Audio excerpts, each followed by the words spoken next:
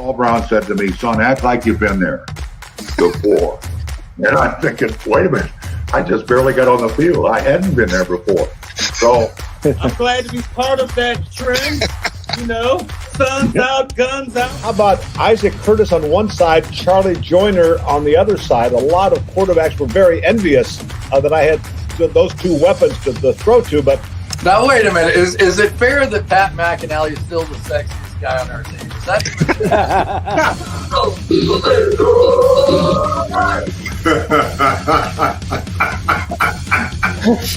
you got me there. You got me good. Donald, how you gonna be in that video not represent with a chain? Your chain goes, man. I got mine on. I'm ready to go. Oh, that's great. That's priceless. There are two guys that I think it's a travesty that are not in that Hall of Fame. Ken Riley and Ken Anderson. Yeah, sure. Let's put the backdrop on, Jamie. See if Marissa's okay with it. Yeah, I got her backdrop. Starting the Canadian fan club up here for you. That is so funny. My last touchdown, and that's what Joe Burrow's going to end up like if they don't start protecting his ass. It's going to be the next David Klinkler. David Klinkler stuff. There's no Spanish-speaking people here, very few. So we, fast forward, we go to the Super Bowl in Miami, and the word was the Bengals have two big Mexican offensive linemen. They don't know how to speak Spanish. So I got down there and started doing these interviews in Spanish, and they're like, "Wait, we heard you don't speak Spanish."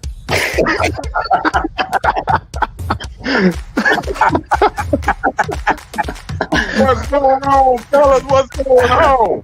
But I got on the plane one day in an all red Suge Knight suit. And boy, Joe Walters and the linemen, they destroyed me. I thought for sure I was so clean. I had some gaiters on, all red suit on. I was Suge Knight. They roasted me. The head coach was really the pain in the butt. The Jerry Glenn, he would thought he was. If you didn't know who he was, he walked out there like he owned his state. And I always say, if I could get a chance to hit him on the sideline, I would. I'm tackling your ass, Pete. I'm shoestring low on you. But I got to tell you, you would have been stepped on, son. You would have had cleats everywhere. Well, I'm proud to be a Bengal. Yes, I'm proud to be a Bengal always been. And I got nothing from you guys. Welcome, everybody, to another edition of Talking Football with Bengal Jim and Friends. We have got a great show planned for everybody tonight.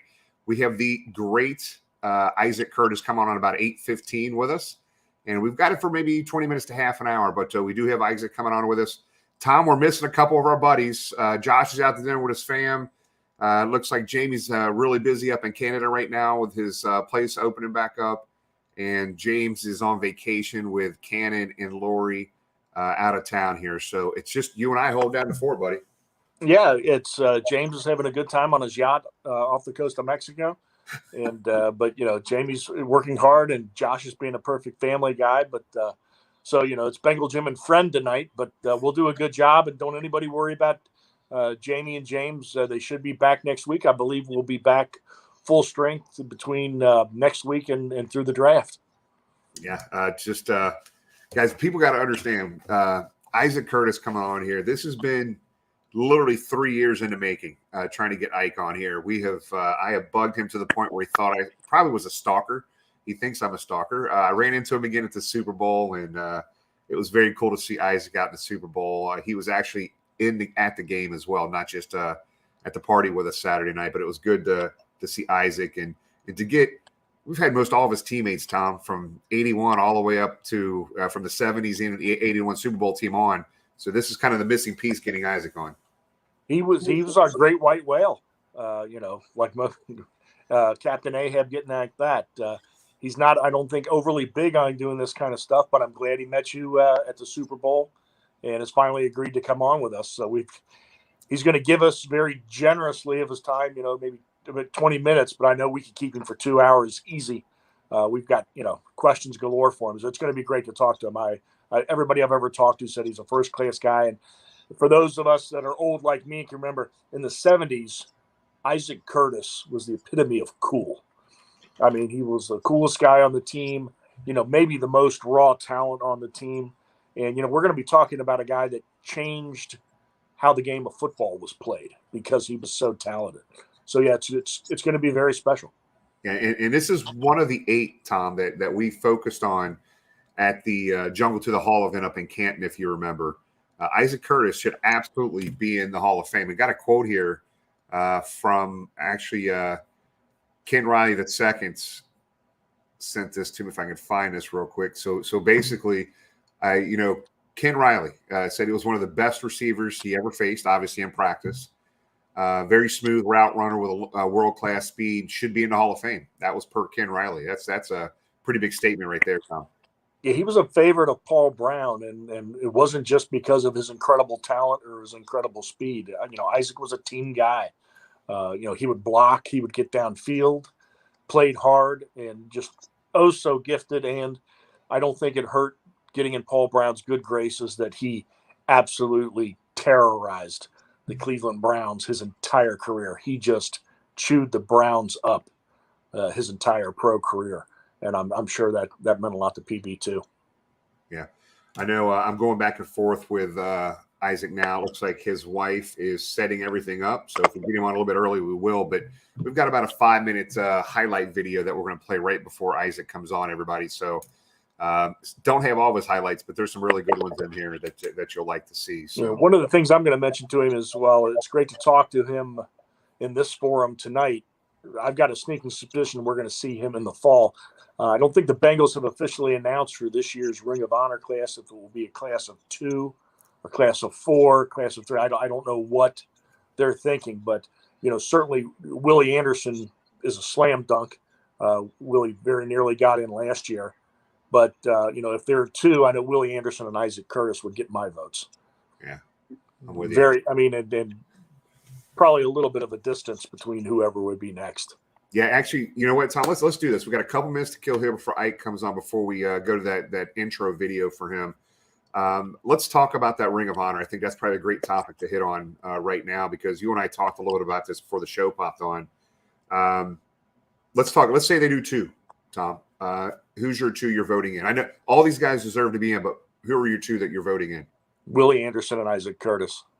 Yep. Yeah, if it's just 2, and a lot of that has to do with who should be in the Hall of Fame.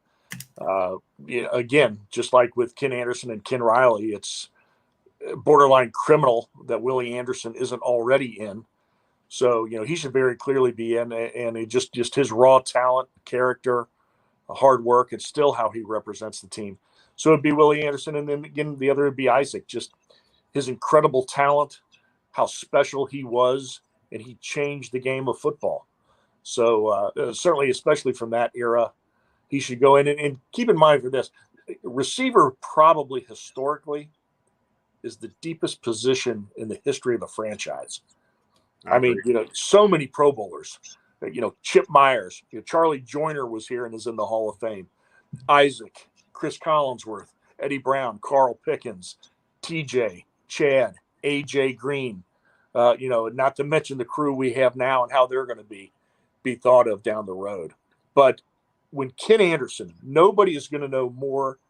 No living man can know more about the Bengals receiving corps than Ken Anderson. When Ken Anderson says Isaac Curtis is the greatest wide receiver to ever play for the Cincinnati Bengals, that means a lot. And Tom, he doesn't even hesitate when people ask him that question. I've heard people ask that question many times.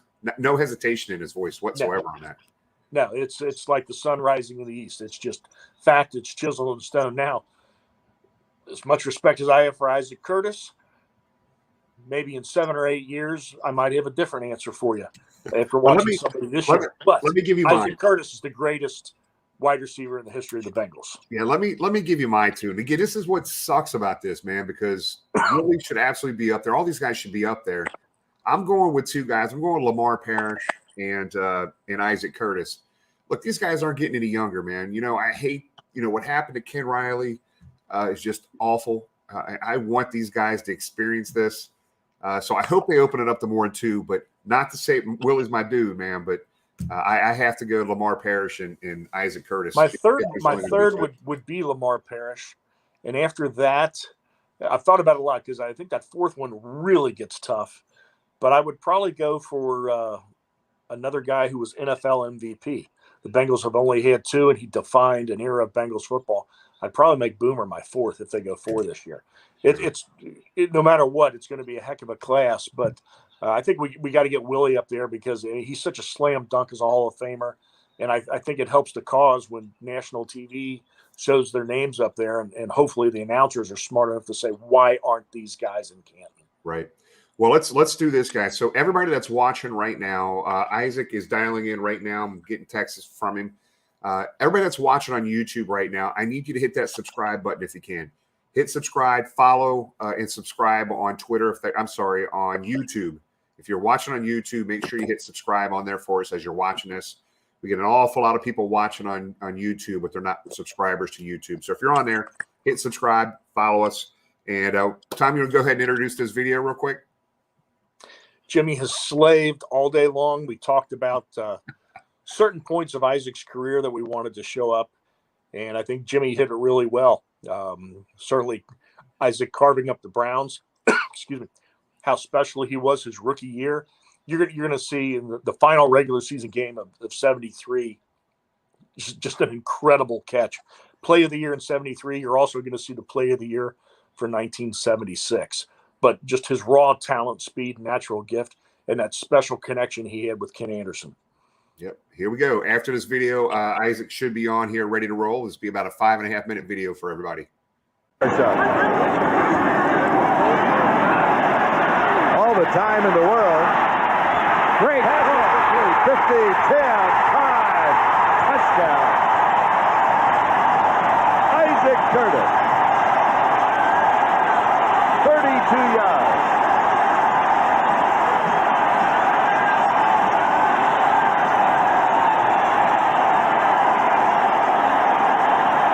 Charlie, we said in our analysis of this game, we gave a rating of 10 to this man because he's playing as well as anybody right now. He's going to his left, throws it back, across the field to his right, a perfect strike to Isaac Curtis. The speedster is in for the score. Sailing the final 20 yards on a dart to Isaac Curtis.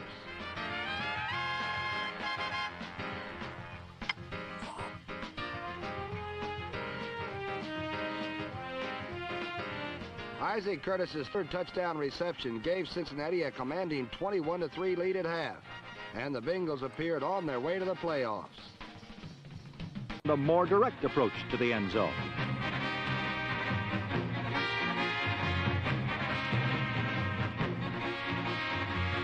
One of the world's fastest linebackers, Robert Brazile, caught up with Isaac Curtis and forced him out of bounds. But the Bengals finally went ahead 24-20 in the fourth. The upset. And this spectacular by Isaac Curtis appeared to be just icing on the cake, wrapping up AFC Rookie of the Year laurels for Curtis as well as AFC Central honors for the Bengals.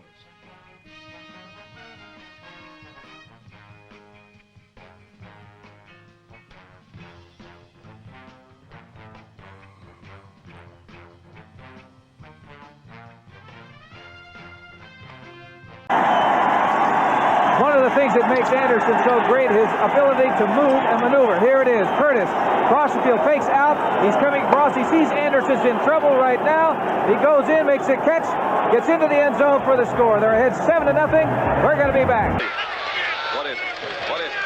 Better watch out for Hendricks, and he gets it off. There it is, right there. Hot doggies. And Isaac Curtis.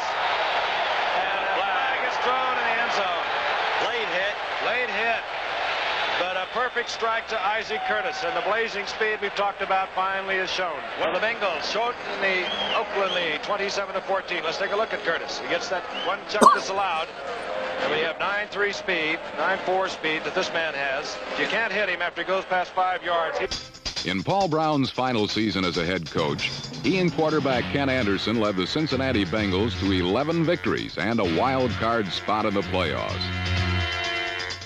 Ken Anderson, in fact, became only the third player in history to lead the NFL in passing for 2 successive seasons.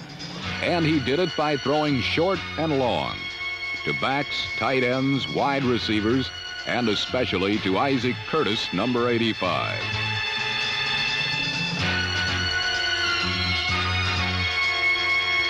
Anderson put in a strong bid for the Bengals as he directed his club 58 yards for the opening score, which came on a 9-yard hookup to rookie Isaac Curtis. Anderson used one play on the next Bengal possession to register another 6-pointer, this time for 70 yards, and again to Isaac Curtis for a 14-0 lead.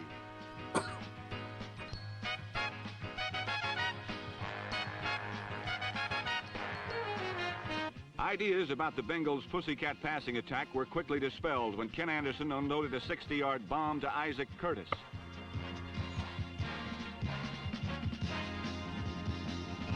With 9.3 speed and hands like that, number 85 showed why he was the Bengals' #1 pick. But last week, his efforts were only good enough to make it close. Wonderful receivers are abundant in Cincinnati. The amazing one glides to a different beat. Isaac Curtis, all of what a receiver should be. A secondary's embarrassment and Kenny Anderson's delight.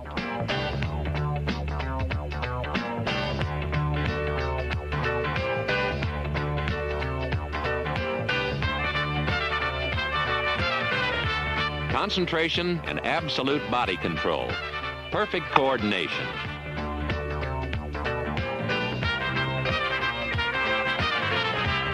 This and more makes number 85 one of the most exciting players in the NFL. Throw in pure speed, and you have a talent his quarterback describes as one whom he must get the ball to swiftly, as he does get out of range quickly.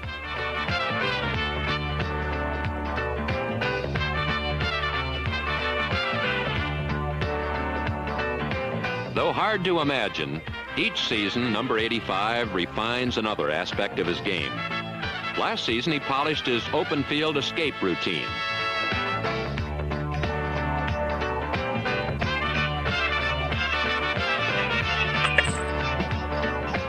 Freewheeling through scattered resistance, Curtis excels when pressured by simply outdistancing his opposition.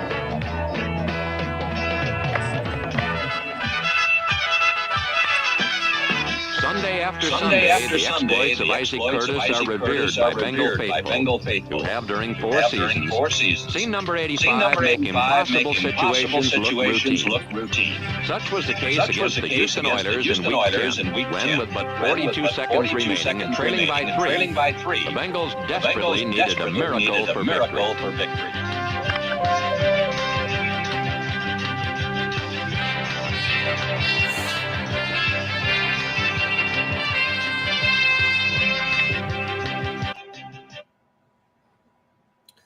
So, Tom, man, I got goosebumps watching his highlights, brother.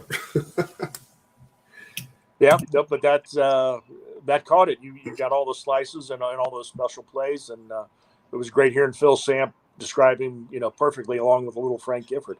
Yeah. Incredible downfield speed, world-class sprinter speed, and escapability over the middle after catching the ball and taking it to the house.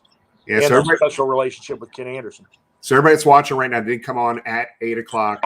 Jamie, our producer, obviously not on today, and James being out of town with his family. So Tom and I are doing everything tonight. So we're going to do our best because we've got a lot of videos we want to get to Isaac. But let's go and introduce Isaac here, Tom.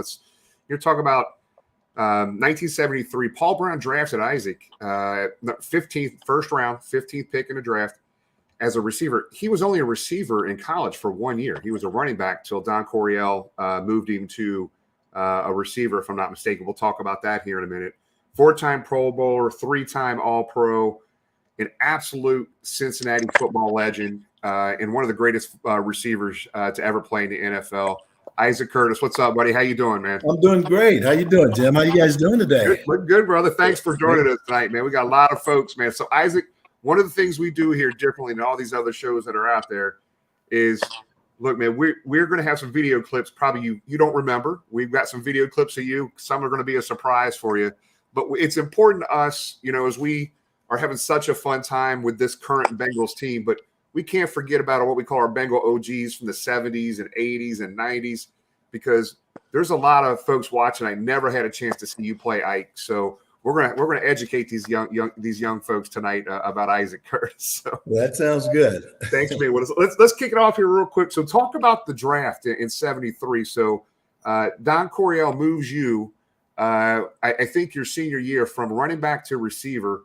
Paul Brown literally drafts you in the first round, the 15th pick in 1973. But talk about Don Coryell coming to you with that change in college. Yeah, well, actually, I was a running back in high school. I was a running back in college. When I first came out of high school, I was at Cal. I was at Berkeley. So I went there as a running back. So I played there for 3 years as a running back. I transferred my senior year to San Diego State. And Don Coryell, I was a track guy as well. And Don Coryell looked at me and said, "You're going to be a wideout." And he moved me to wideout, and I was very fortunate to go down to San Diego State and play for Don Coryell, somebody with that kind of he was just a great offensive coach, a great offensive mind, a great teacher, And so, I played 1 year for him, and then I had the opportunity. The Bengals drafted me in the first round in '73. I was actually that year the first wide receiver picked in the draft. In 73. So awesome. Yeah, I was a young wide receiver. I was pretty raw and green, but I had some. I was very fortunate, like I say, to go to San Diego State and have Don Coryell, and then come to Cincinnati, with Paul Brown and all the veterans that were there that really helped me develop. That's awesome. So we got a video here, and Isaac, I gave you a little heads up on a few videos. Isaac, go ahead, Tom. Yeah. Yes. But you're talking about the '73 draft. Did you have any inkling the Bengals were going to draft you? Because they were pretty, the well wasn't dry at wide receiver. They had Chip Myers coming off a Pro Bowl season, Charlie Joyner on his way to a Hall of Fame career. The well wasn't dry there. Did you have any inkling that the Bengals were going to draft you? And how did that first conversation with Paul Brown go? I had absolutely no idea that they were going to draft me. I think they were out at the school. They didn't have the combine, so they came out to the school and I guess they watched tapes. But what I remember is Cleveland. Cleveland had told me, and one of the gentlemen that I was, he was an agent. He was involved with, he was kind of more familiar with it. Told me that Cleveland was going to draft me. So that is what I was looking for, that Cleveland was going to pick me. And Cincinnati had the 15th pick. And if I'm not mistaken, Cleveland had the 16th pick. And so Cincinnati picked me up in the 15th pick in the first round, and Cleveland picked Steve Holden out of Arizona State. So, but I had no idea. But I tell you what, it was a blessing to be picked by the Bengals and come there, because it was a perfect place for me to come, to be there with Paul Brown, to be with Chip Myers and Charlie Joyner. I mean, those guys were, they were like coaches on the field. They were coaches. You see that because when they got out of the game, they became coaches and coached in the NFL. But just to be with them and watch them, how they worked, how they studied, and how they prepared for a game. It was the best place for me to be, to have experienced wide receivers like that, especially coming in and being, very green at wide receiver, playing 1 year. Hey, Tom, can you imagine if he went to the city up north, how awful that would have been? Oh, it was the best thing that ever happened to me. The best thing that ever happened to me, I tell you, was Cincinnati. I was very happy and very pleased, and I tell you, it was a great experience. I really enjoyed it. Enjoyed the city. Enjoyed the fans. I enjoyed my time in Cincinnati. That's awesome.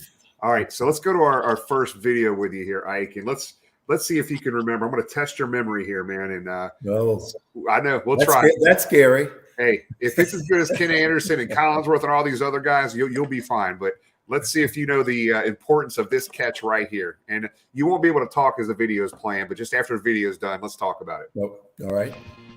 Ideas about the Bengals' pussycat passing attack were quickly dispelled when Ken Anderson unloaded a 60-yard bomb to Isaac Curtis.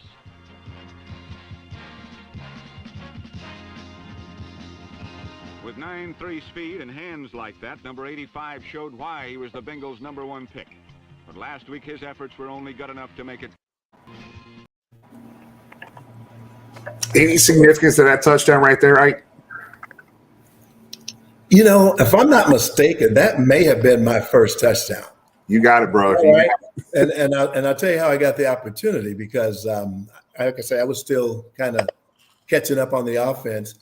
But I think Chip Myers had strained a muscle, and so I ended up starting. I think that, if I'm not mistaken, that game was my first game. They put me in and started because Chip had strained a hamstring, and then I had a pretty good game. And after that, I held that spot down for 12 years. And what's funny about that, and I got it here, we're going to flip back and forth, Tom and I, on some of these videos. It's ironic that your first touchdown was against the Cleveland Browns, and you were known as a Brown killer, man. You just killed Cleveland every time you guys played them. We really did. We just matched up against them, and what happened is, they tend to want to play a lot of man to man, and with having a quarterback like Kenny, that can get the ball to you, we just played them well. We just seemed to click with them. And they, like I say, they play a lot of man to man, and they just couldn't contain us. So we had some good games with them. Well, let's go to your rookie year, and Tom's going to take this video. We got a lot of discussion around this. So let's go to 1973, Ike's rookie year. This is the last game of the regular season against those Houston Oilers. Quickly put Cincinnati back on top 10-7.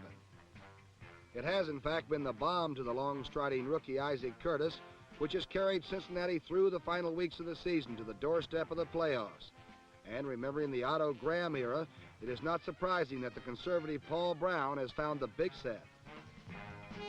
And this spectacular by Isaac Curtis appeared to be just icing on the cake, wrapping up AFC Rookie of the Year laurels for Curtis as well as AFC Central honors for the Bengals.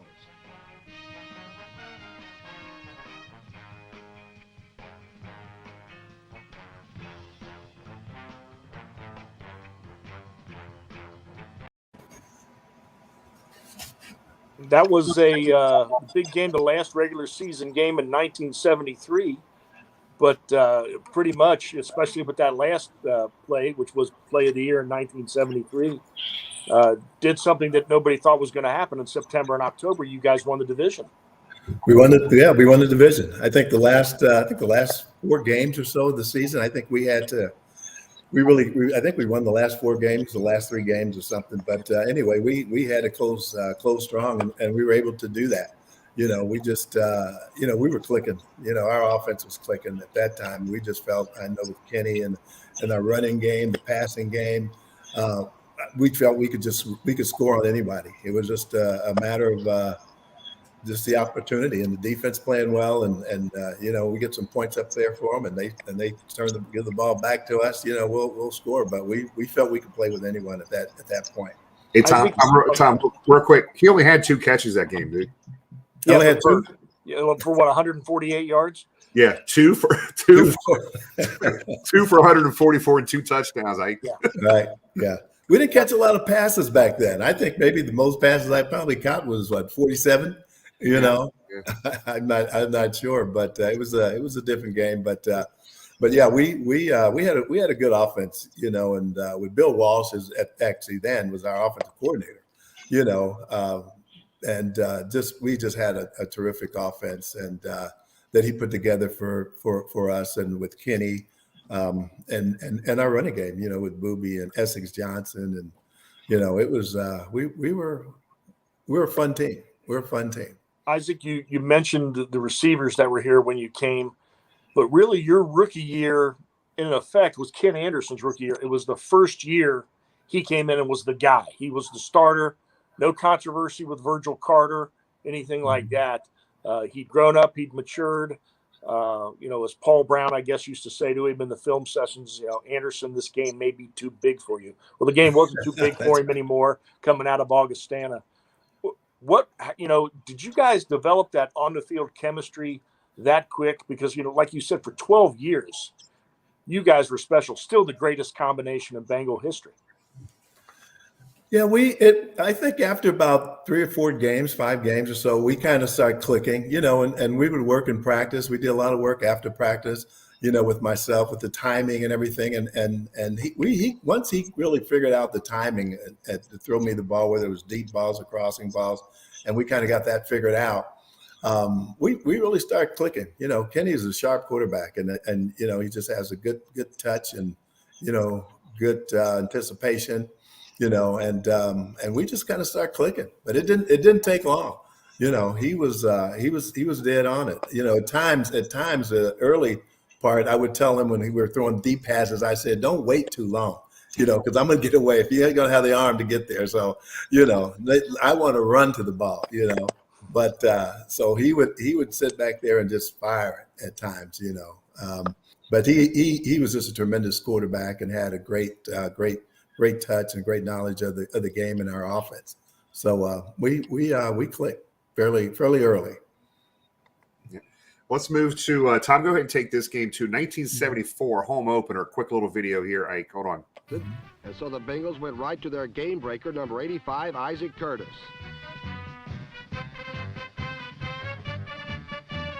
The spectacular effort was wasted, however, on a Bengal fumble, and the rest of the first half to 50 yards away. Number 14, Ken Anderson, went right back to his main man.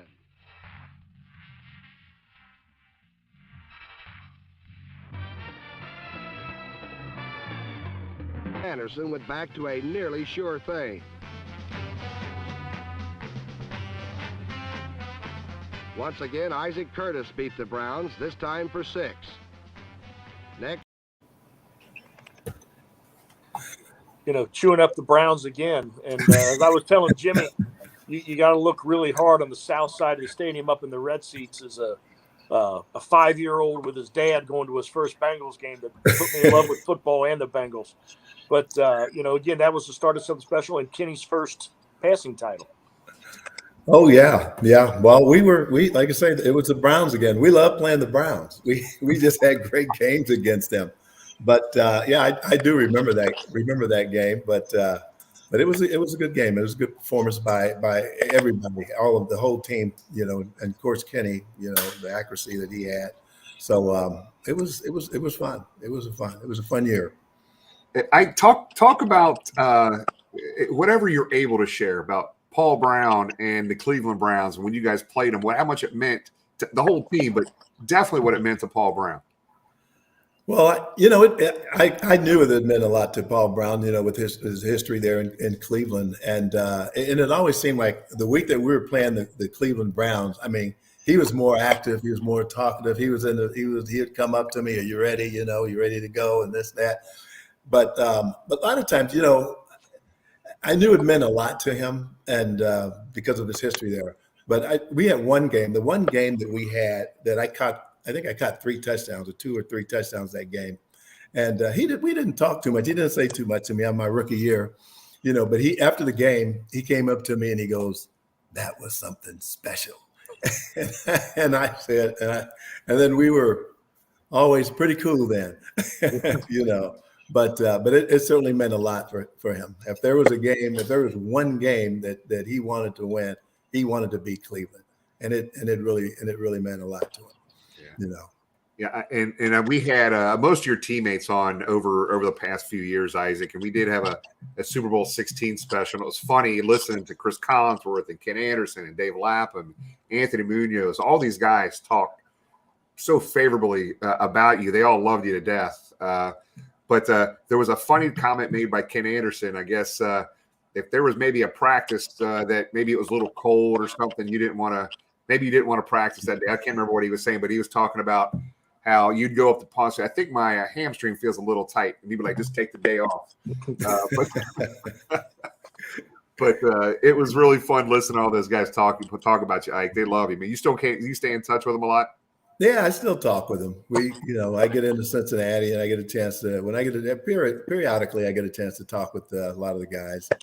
But it's always good to see them. There's a great bunch. It was a great team, great teammates, and I was very fortunate to have so many great guys that I had the chance to play with. Speaking of all those teammates, one pops into mind.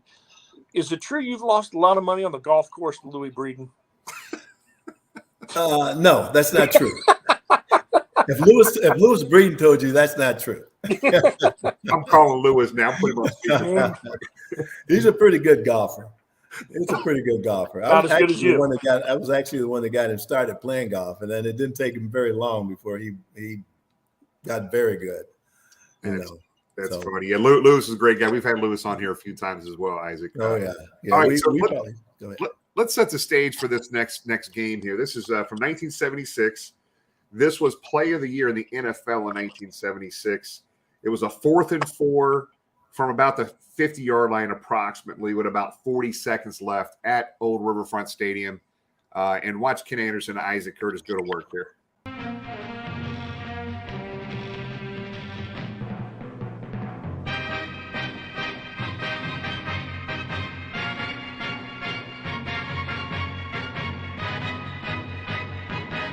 Isaac Curtis said, "I was a pretty good halfback in college, but the coach used me mostly as a blocker. This is more fun." Original Bengal Bob Trumpy said, "We used to lose this type of game, and championship teams need victories like this. We gave Isaac the game ball, but we should have given him a Cadillac." The Cadillac would have been nice. Yeah. Do you remember that game at all, Isaac? I remember that play.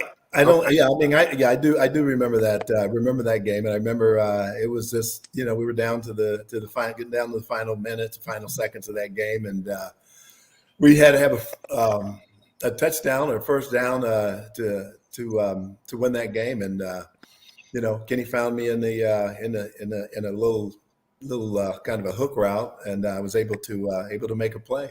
Things just kind of worked out, Man, Isaac, it's crazy watching all the videos. That video that we saw in '73 when you had that on a 5-yard little pass and just shook the whole team and went for the touchdown. That play there as well. Nobody was catching you, man. After you got the ball, man, you turned on the afterburners, man. That's for sure. So let's go to. So we just talked about Lewis Breeden a little bit. So Lewis Breeden's going to come up in this next game, Isaac, and Tom will take this game. So let's talk about. This is a special year. We're going to talk about 1981. We'll talk a little bit about the Super Bowl, the Freesia Bowl, a little bit maybe with you. But this is the first game that people tend to forget about the Bengals playing at San Diego in 1981.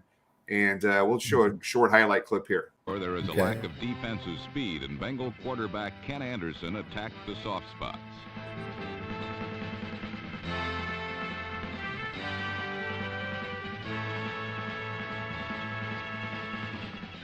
With Isaac Curtis, number 85, gaining 147 yards in the first half alone, Cincinnati capitalized on 3 Charger turnovers to build a 21-point lead.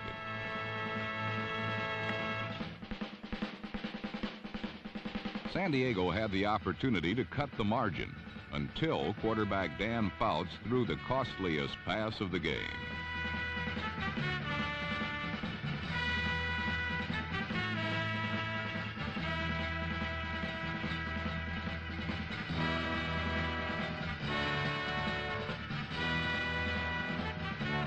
Lewis Breeden's 102-yard interception return tied an NFL record and opened the floodgates for a 40-17 Cincinnati. There is. Go ahead, Tom. You certainly remember that game. That's one. The Chargers have never recovered from those 2 losses. They seem to forget about the butt whipping they took out in San Diego that day. They really do. Before the butt whipping they took in the cold here in January. But, was that a game? Because, the offense was really starting to come together that November to remember. Do you remember, that game? Was there anything particular you saw in the Charger defense that you and Kenny were going to pick at? No, I think that a lot of, they tried to play a more balanced defense. I think they sit on Chris a little bit and gave me some opportunities, and we took advantage of it. And of course, Kenny made the right plays. He always made the right decisions, and we just took advantage of some of the weaknesses that they had. But the funny thing about that game, you were saying that the Chargers don't seem to they forget about that game, because I'm here out in California and I see Charlie Joyner every now and then, and some of the old Chargers, and they always talk about, when they came to Cincinnati, that the Freesia Bowl, 59 below with the wind chill, we should have canceled that game, and We shouldn't have ever played that game. And I said, well, you guys don't forget, we came to your backyard earlier that year and spanked you, and it was beautiful. It was 70-something degrees, you seem to forget that, But, well, that wasn't nothing. That was nothing. This was different. We're a different team than at the end of the season. But you're right. They tend to forget that first game. Well, we are reliving that this year in Cincinnati with this Super Bowl team. The Chiefs claim that the losing the AFC Championship game, that game really didn't matter. It was a fluke, but they seem to forget that 3 weeks earlier, they had the same thing happen. They had a big lead and let Joe Burrow go to work on them and lose the game. So I guess nothing changes in the Nothing AFC changes. West. It was absolutely the same. Yeah. So everybody that's watching right now, I know there's a lot of questions going in the chat area. We don't have Isaac very much longer, but make sure you type in any questions you have. We'll try to get to a few of them and let Isaac answer those. So Isaac, and I would tell you, Isaac, there were some funny stories. I think we had, I think it was Eddie Brown on the show last year, or Ross Brown. I can't remember who was telling a story about this, but how cold it was and how they were putting hand warmers on her ears and they started burning his ears and stuff. Oh. Give us some stories about. That was Eddie Edwards. Eddie Edwards, that's right. Eddie Edwards. Oh yeah, it was. I mean, it was so cold. Remember, I don't know if you remember those old hand warmers, and they had a little sleeve they sit down in. And anyway, you can take them out, and they're it's like metal. I mean, it's But anyway, he was so cold. He took the hand warmer out of the sleeve. And he put it on his ears because his ears were freezing. And he pulled it away, and it pulled the skin away from his ears. It stuck to the hand warmer. But it was cold. It was unbelievably cold. I couldn't even. I'd never experienced anything like that. Being a California boy, that was a whole new experience for me. I remember coming out of the tunnel and going out for the pregame warm-ups. And I ran down to the one end of the field. I ran back, and then I went back into the locker room. And I said, I can't warm up out here. And I went in the locker room, and I ran up and down the locker room and stretched, and until we all came out as a team. But it was just too cold because I would come out a lot earlier and do some lecture. One guy we haven't mentioned yet that had so much to do with that team had a quote that day. And that was your head coach, Forrest Gregg, where some of the guys have told us that he looked at him and would, pat you guys on the shoulder pads and say, you got to look at it. It's like going to the dentist. It's going to hurt, but you have to do it. But what was your relationship like with Forrest and maybe a team that needed a shot of discipline? Did he give that group a shot of discipline? He absolutely gave us a shot of discipline. I guarantee you that. Forrest was absolutely what that team needed when he came in. We needed some discipline. We had some talent. We had a lot of good players there, but we needed somebody really to bring it together. And the time that Forrest came in there and put it together, brought his old school mentality, that Vince Lombardi, way of doing things. But he was tough. But everybody respected him, and you listen when he spoke, you listened to him, we worked hard. We worked hard. I remember one time Forrest saying, if we're not the most talented team, we may not be the most talented team out there, but I guarantee you one thing, we will be the best conditioned team out there and on the field. And we're going to play 60 minutes regardless, hard. And that's how he was. And we worked under Forrest too. That's awesome. I mean, we worked hard, but that was that was his style. Yeah, it's awesome. Isaac, do you have a few more minutes with us? Are you good? Sure. Okay. Let's get to a couple viewer questions. So we got Greg Luther. Isaac, who was the toughest defender you ever faced? Oh God, there were some really good cornerbacks. Oh gosh, let me see. I'll tell you what, one thing, we had a couple of good ones on our team also. When you talk about Lewis, you talk about, Lamar, there were some great guys, but, Cleveland, not Cleveland, but, Pittsburgh had some pretty tough receivers. back there. Mel Blunt was tough. One thing about Mel Blunt, you had to keep his hands off you because he was so big. If he got his hands on you, he can just push you around. I always used to tell him, you should be inside. You should be an inside linebacker. I don't know what you're doing out here with us little guys, But he was a great one of really a tough cornerback. Yeah. Let's talk about it. I know you had a pretty close relationship with Ken Riley, and we stay in touch with Ken Riley II and his family. I think Ken Riley's wife still lives in Florida. Ken Riley II lives in Houston, but a very special family. I talk about Ken Riley if you could. Well, Ken Riley, I tell you what, he one of the guys that when I first came in as a rookie, that really kind of worked with me and helped me develop. But I'm talking about just a pure gentleman on the field, off the field. I mean, he was just a real role model, but a great player, but somebody that everybody on the team, that just loved and respected, and when he spoke, everybody listened. Ken was just a wonderful individual. I mean, I loved him like a brother. He was just a wonderful friend. Yeah. Yeah. Let's get to two more things, and we'll let you go, Ike. This is something, to be honest, I never knew the answer to this question, but everybody who's ever seen an Isaac Curtis touchdown remembers the behind the back casual spike of the football. So Ken's just asking, how did that come about? How did that celebration come about, Ike?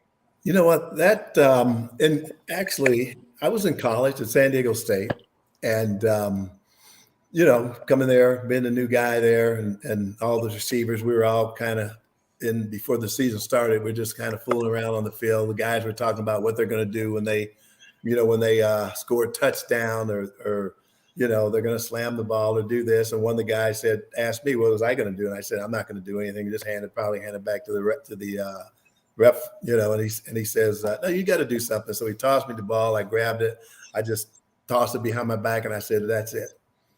And that stuck. And I started doing that, but I started it in Cincinnati.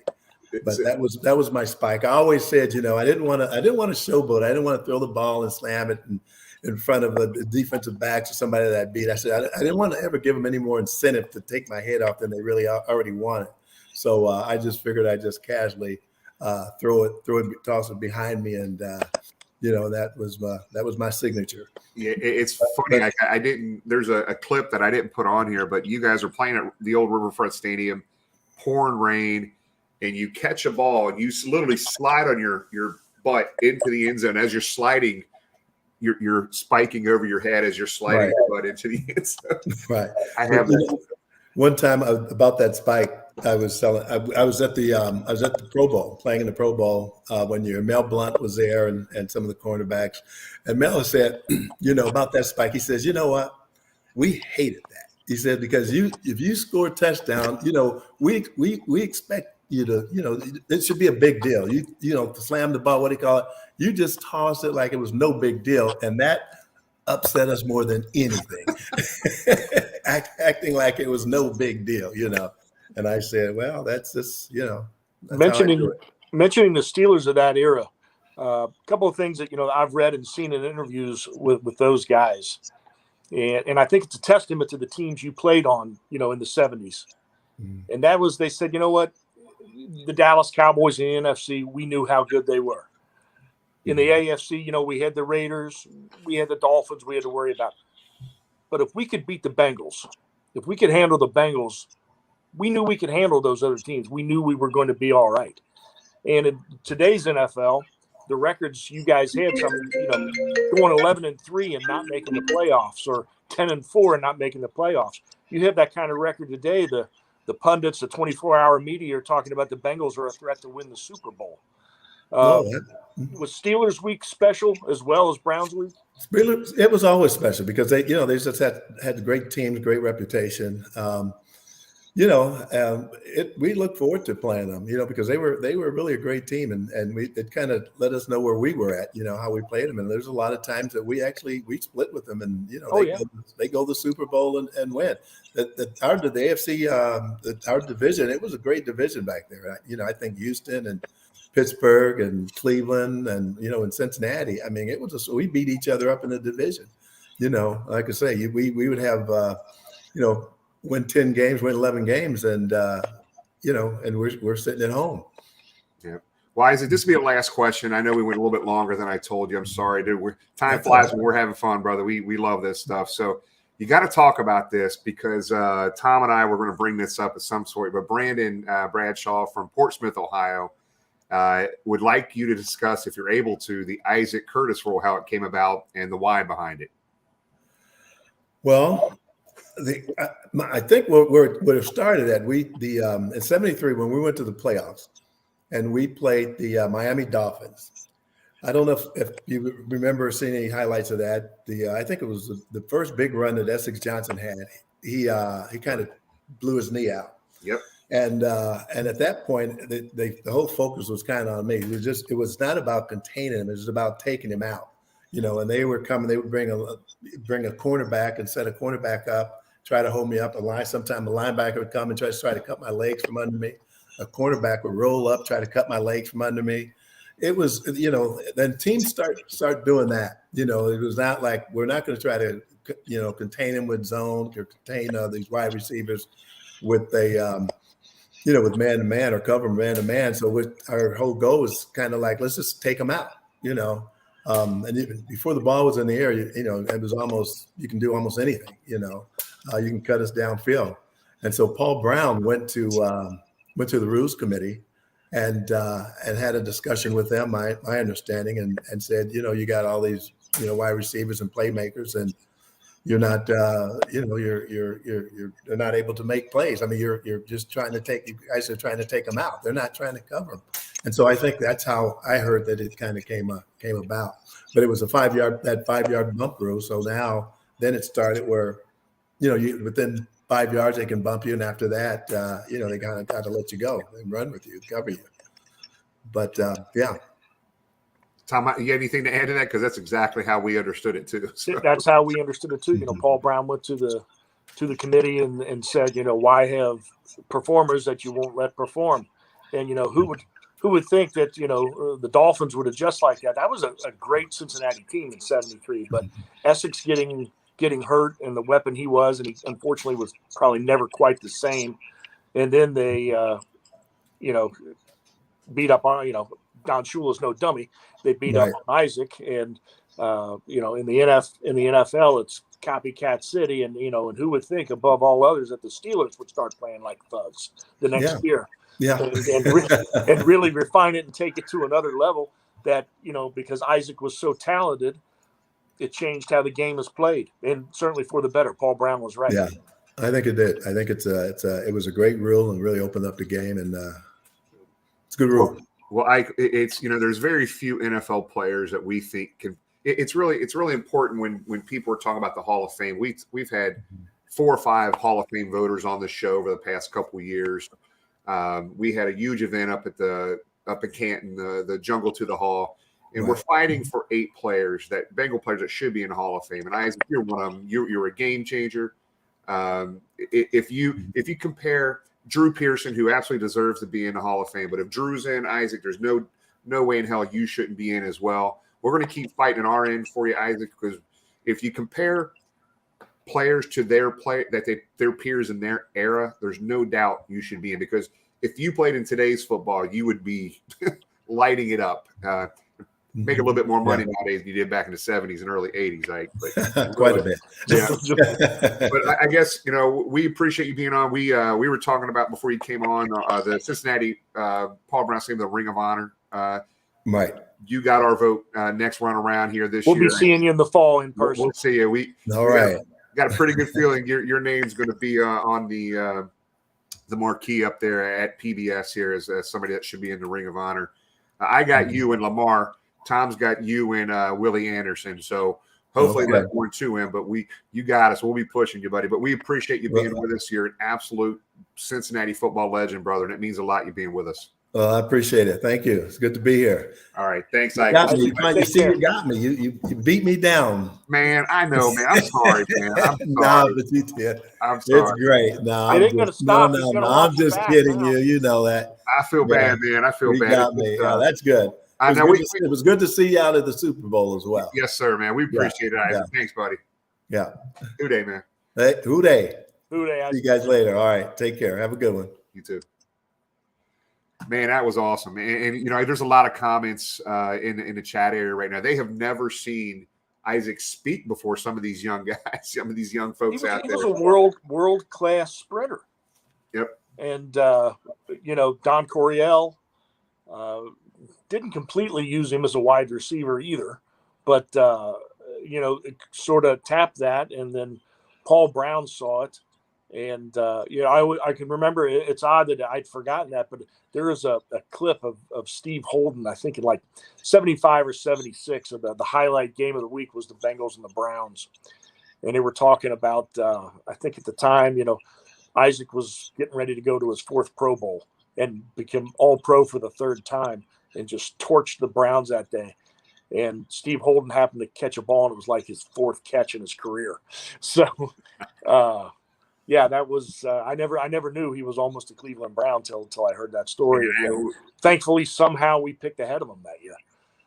Yeah, still there. We literally heard a few things tonight from Isaac that I had never heard before. So, and Isaac doesn't like doing these videos, and it's funny towards the end of this the thing.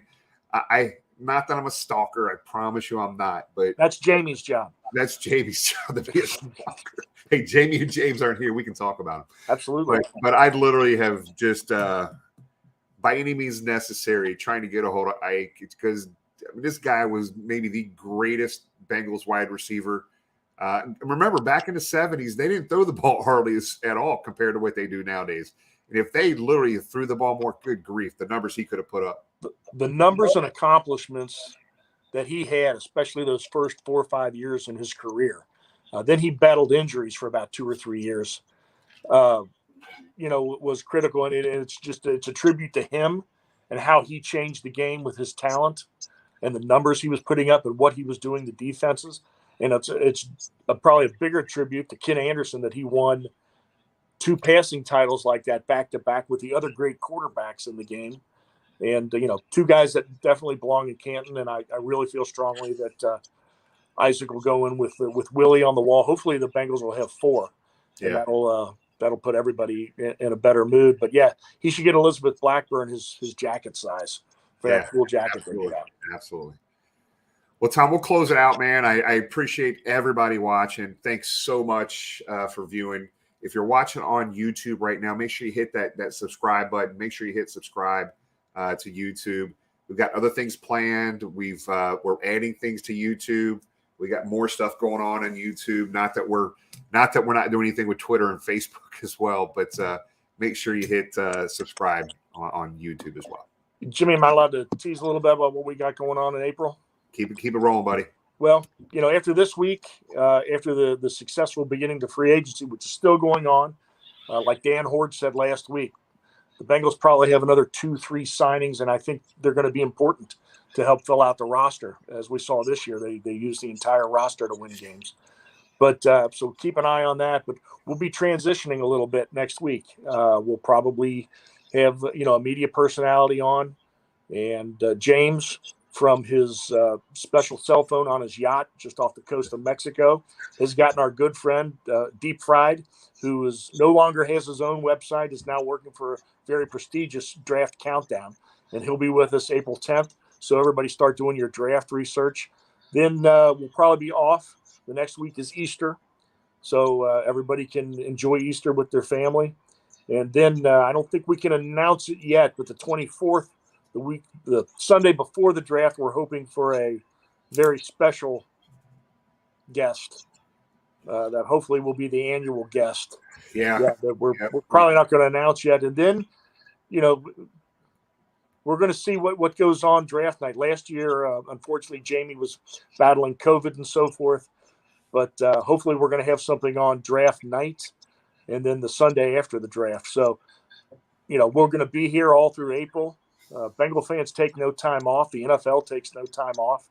So we'll be here hard all of April. It's going to be a lot of fun. It's a great time, to root for this team and this franchise. They're doing everything they can. They're communicating well with all of us in the fan world, and it's a lot of fun. And thank all of you for being here every week, so we can have even more fun. Yep.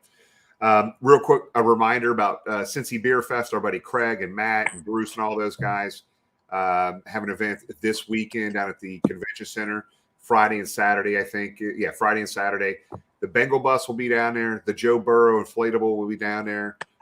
Make sure you stop by. I will be out of town, but we will have the bus down there. I'll be down in Orlando.